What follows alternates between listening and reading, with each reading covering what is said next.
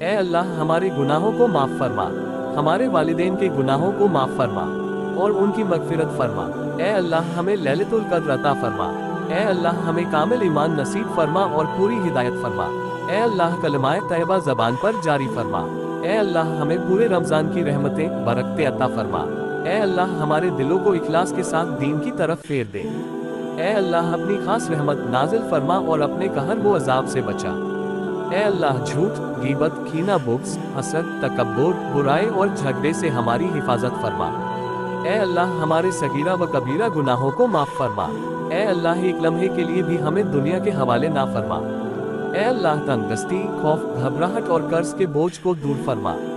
اے اللہ حشر کی رسوائی سے ہمارے والدین اور پوری امت محمدی کی حفاظت فرما۔ اے اللہ پولیس رات سے بجلی کی طرح گزار دے۔ اے اللہ بنا حساب و کتاب جنت الفردوس میں ہمیں جگہ عطا فرما۔ اے اللہ نامہ اعمال ہمارے دائیں ہاتھ میں عطا فرما۔ اے اللہ اپنے عرش کے سائے میں جگہ نصیب فرما۔ اے اللہ حج بیت اللہ مقبول و مبرور نصیب فرما۔ اے اللہ منکر نکیر کے سوالات ہم پر آسان فرما۔ اے اللہ حلال روزی عطا فرما۔ اے اللہ قیامت کے روز اپنا دیدار عطا فرما۔ اے اللہ ہمیں کسی کا محتاج نہ بنا۔ اے اللہ چھوٹی بڑی بیماری سے ہماری اور امت محمدی کی حفاظت فرما۔ اے اللہ تقوی اور پرہیزگاری نصیب فرما۔ اے اللہ آپ صلی اللہ علیہ وسلم کے پیارے طریقے ہم کو سیکھا دے اور آپ صلی اللہ علیہ وسلم کی سنت پر چلنے کی توفیق عطا فرما۔ اے اللہ قیامت کے دن حضور صلی اللہ علیہ وسلم کی شفاعت نصیب فرما۔ اے اللہ قیامت کے دن حضور صلی اللہ علیہ وسلم کے مبارک ہاتھوں سے جام کوثر پینا نصیب فرما۔ اے اللہ ہمارے دلوں میں اپنی اور حضور صلی اللہ علیہ وسلم کی محبت نصیب فرما۔ اے اللہ ہمیں سچی پکی توبہ کرنے کی توفیق عطا فرما۔ یا رحمان، یا رحیم، یا ملک، یا قدس، یا سلام، یا غفار، یا غفور، یا کریم ہمارے گناہوں کو معاف فرما۔